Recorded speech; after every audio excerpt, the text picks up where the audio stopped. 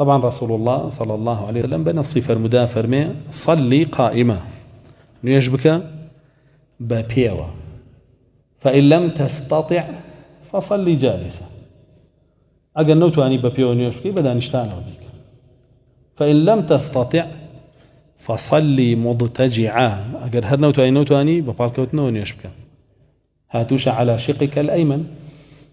بەسەر لای ڕاستە ڕۆ قیبلە هاتوشە فإن لم تستطع فأومئ إيماء ئەگەر هەر جوڵەو نەبوو ئاماژەیەکی چاوە هەبوو بە چاو ئاوا ئاماژە بۆ ڕکوع و سجودەکان بکە نوێژەکە بکە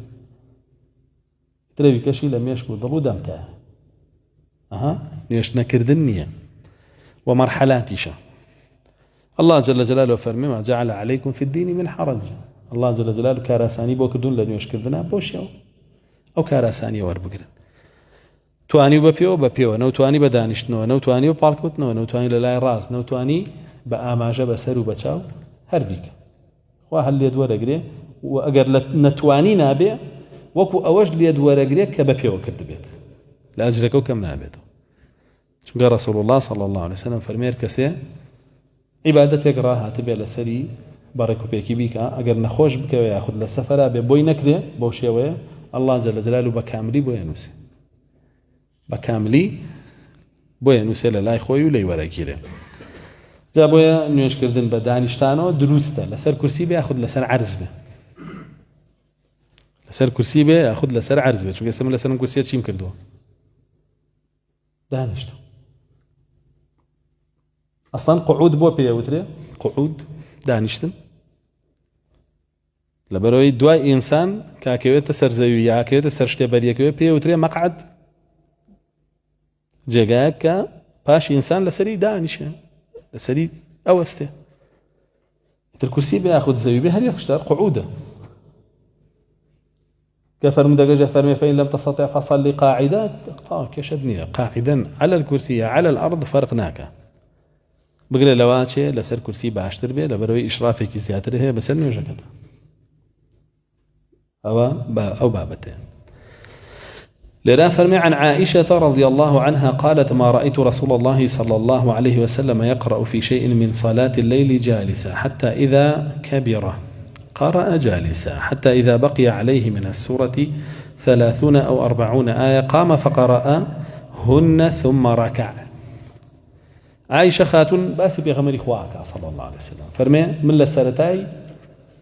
جيان مولا قال رسول الله صلى الله عليه وسلم كتوانا زياتر بو گەنجتر بو نمدي وبدانشتنەوە نوێژ بکە هەر بە پێوە نوێژیە کرد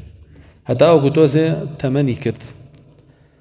تەمەنی کرد و لە ڕیواتی ترا هاتووە گۆشتی گرت و پیر بوو ئەفەرمێ بینیم رسول الله صلى الله عليه وسلم دائنیشت بە دانیشتانەوە قورئانەکەی خوێن قورئان خوێندن باسەکە باشە دانیش بە دانیشتانەوە قورئانەکەی خوێن کە نزیک ئەبوویەوە بە 30 ئاەت بچێ بە ڕکووعە هەڵەسایەوە ئەوەی بە پێوە خوێن ئەنجا چوویە ڕکووع و سجود کەواتە چەندی نوێژەکە توانیت بە پێوەبی هەرە بێ بە پێوە بیکەی فەرمودەوەی لێوەرەگیرێ بۆت نییە ئەگەر کەمێکی نەتوانی بە پێوە بکەی تر هەمووی بە پێوە نەکەی حتا ئەگەر بەس بتوانی الله ئەکبەرەکە بە پێوە بکەی بە پێوە الله ئەکبەرەکە ئەکەی جا دانیشی مادامە توانی الله ئەکبەرەکە بە پێوە بکەی ناتوانی دانیشێتانی کەی وە تەمەڵی نییە ئەمە تۆ بڵێ وەڵام من هەل لە ئەوەڵۆ دانیشم تا ئاخیر ناجوڵێم بۆ ڕکوع و سجودەکەش ئاواکەم یا دەسێوالیەکەم و دەسێوالیەکەم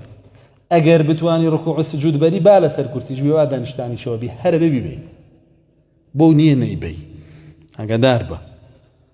چونکە ئەوانە لە ئیستیطاعەتا هەیە تۆ ئیستیطاعە قیامەکە نییە قیامەکەش چەند دەتوانی ئەبێ بیکەی ئەوە تا رسول الله صلى الله عليه وسلم چەند دەتوانێ کردوویەتی باشە وللبخاري في رواية فلما كثر لحمه صلى جالسا رواية بخاري في المكاتك غوشتي زوري قرد انجا بعد ان اشتانوا ان يجي قرد غوشتي زوري قرد معناه ان قلوه به غمر اخوة صلى الله عليه وسلم قلو نبوه وبحياتي شيء صني لدواي ورجوا نبوه دائما صني لبيشي ورجوا ومعلومات هم رواية كانت وتاوفاتي كردوها ابوه صني لبيش ورجوا ابوه قلو نبوه ورجي لبردميان ابوه ولمسلم في رواية لما بدن رسول الله صلى الله عليه وسلم وثقل كان أكثر صلاته جالسا. طبعا إنسان كوت بيريو ما سلك كاني لا وازب كل دواري خو ما نبي الله ينشي بوا الله ينطبوا بوا ليرة بدنا يعني ما سلك كاني لا واز بو جموجولي جاراني نما بو وقري جاراني نما بو رسول الله صلى الله عليه وسلم جوانجنية من الطبو وكوشتيكي خراب بكاري يعني لكل دواري باجنية بو رسول الله صلى الله عليه وسلم بكاري بين والله مو كسي كجموجولي نية قرسان لكل دواري واي بيالن جا فرمي كجموجولي كم بويوا أو قرجوغولي جالاني نما رسول الله صلى الله عليه وسلم وقرز بو چی کرد زۆربەی نوێژە سنەتەکانی بەدانیشتانەوە کرد و فەرمودەکانی پێشوش خوێنمانەوە ئیمامەتی جالس حتا کە نەخۆشیەکەی پێش وەفاتی گرت بەدانیشتانەوە ئیمامەتیە کرد بۆ سەحابەکان و ئەبوو بەکری سدیق ئەوەی رسول الله ئەوتەوە ئیمامەتەکەی خۆی ڕەبت کردبوو بە ئیمامەتی رسول الله صلی الله عليه وسلم تاوان بە پێوە نوێژ کرد ئەبۆ شێوەیە چونکە وتمان دروست نییە ئیمام دانیشت بێ ئەوانەی دوا بە پێوە نوێژ بکەن شتیوان نابێ بێوانیش دانیشن وەکو لە ڕیواتەکەی ترا باسمان کرد کە هاتبووە فەرمی ئیشارەتی بۆ کرد نێوەش دانیشن لە نوێژەکەیان بە پێوە مەیکەن